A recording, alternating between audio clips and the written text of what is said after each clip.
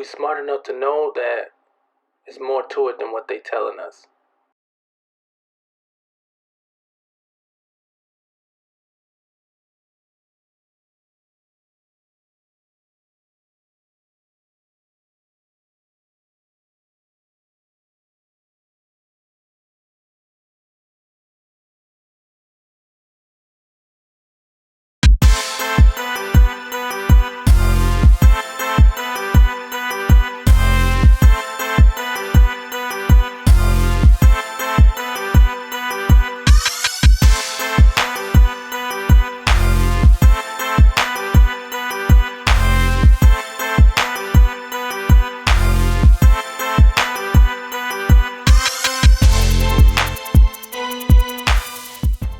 Welcome back, everybody. Thank you for tuning in to another episode of Clear Perception.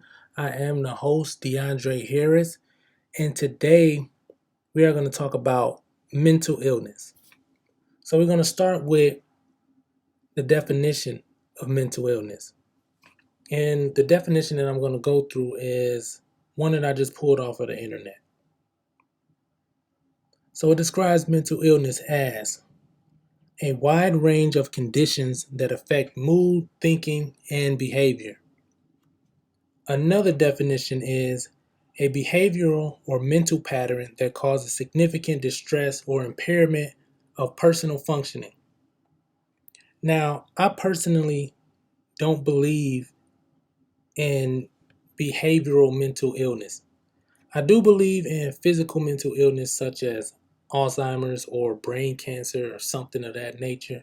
The first thing that I don't agree with it about that is the ambiguous definitions in regards to behavioral mental illness.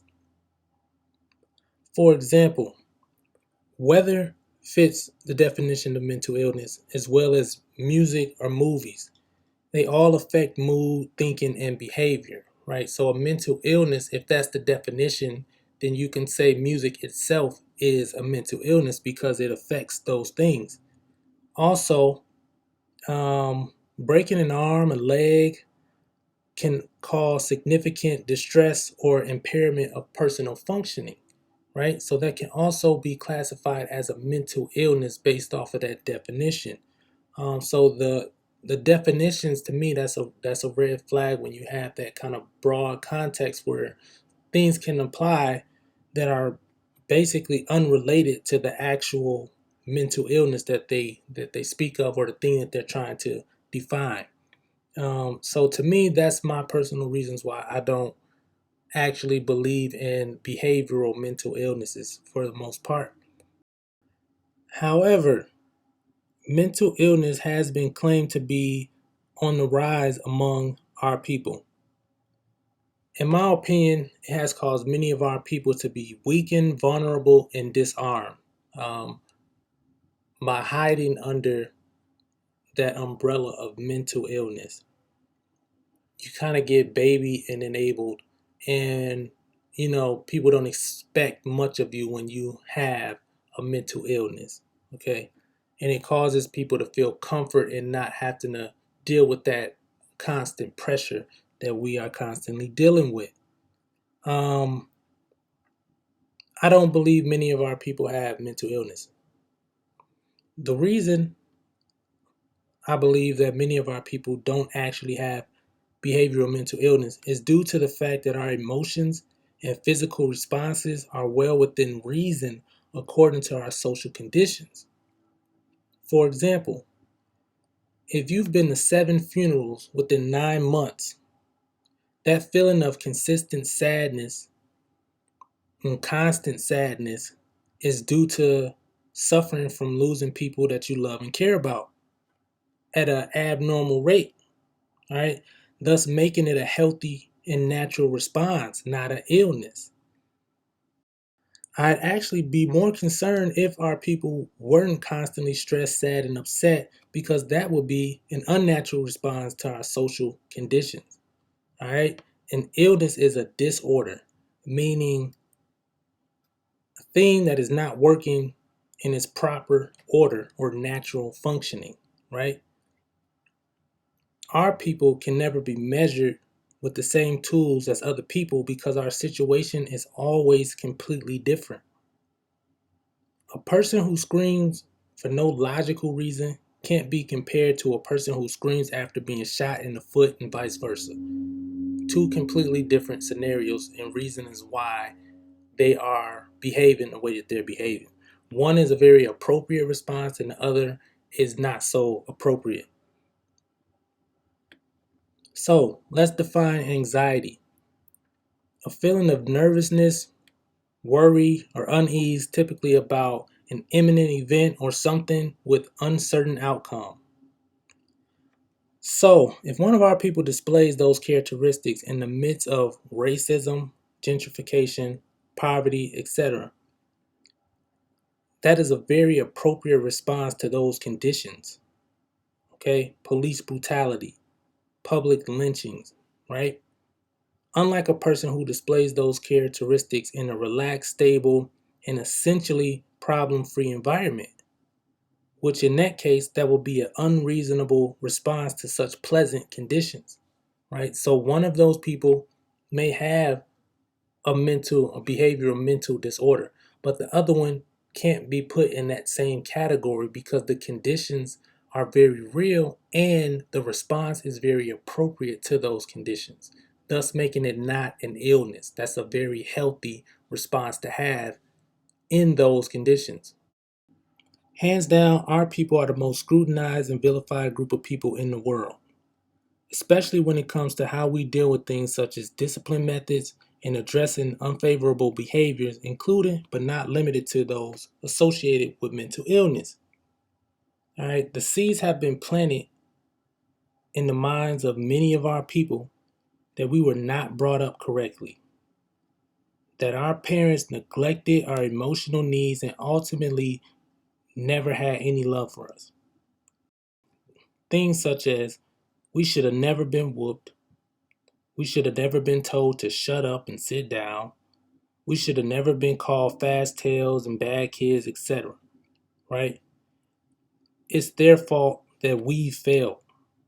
It's our parents' fault. This is the seeds that are being planted because they didn't teach us anything or raise us right. Therefore, they're the reason for the trauma and crippling effects of racism and oppression.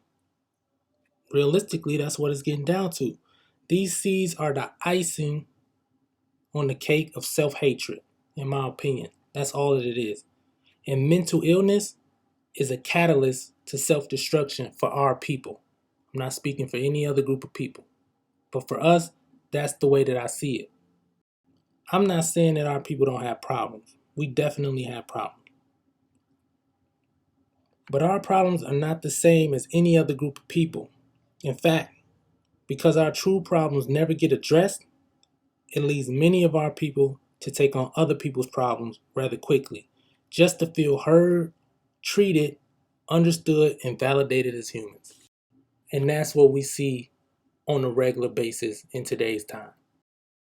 So, if anything, if I was ever to say that any of our people had any kind of mental illness, I would make up my own mental illnesses, such as contrary race complex, where you have people who will only support, share, and believe things from people outside of our own group. It's not valid until somebody else outside of our group say it or does it, and then they always do it better, no matter what group of people that is, as long as it's not our group of people. I see that a lot. Also, obsessive compulsive white approval disorder, where a lot of our people feel like they have to constantly compare themselves to white people, what white people do, how white people perform. You can't even speak about our issues without them bringing up, well, white people this, or did or didn't do that, or do this way. All right, those are the things that I see that are actually interfering with our progress. So just as people will hear those mental illnesses that I just made up and disregard them, that's how I feel about all behavioral mental illnesses, just to put it in perspective. Something that somebody else made up came up with and decided to diagnose people with it. It's no different.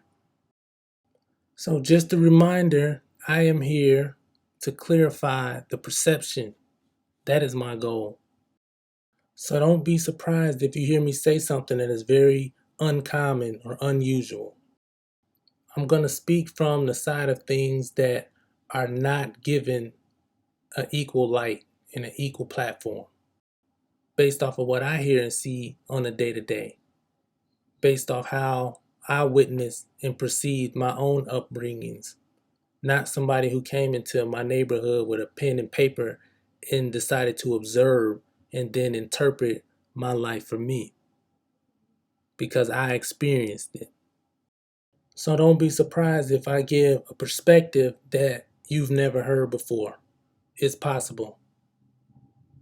But I guarantee that I'm not the only person who think or feel this way.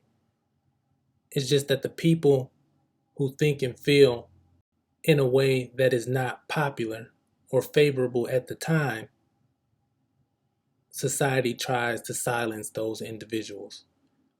And they penalize those individuals in hopes that no other people will follow those individuals, follow in their footsteps or follow what they believe. And that is how you maintain control and closed mindedness. However, people these days feel like they're more open minded than ever, and I would disagree. Because you could be told anything and given half the story, and you will believe it as if it was the whole truth. But here on Clear Perception, we want to give all the facts, all the details, and tell the sides of the story that are not being told because people deliberately create unequal platforms for those people to share their thoughts and opinions. And with that, I'm going to wrap it up. If you enjoy the content, I want you to like, share, and subscribe to the channel. And I will be seeing you all next time. Peace.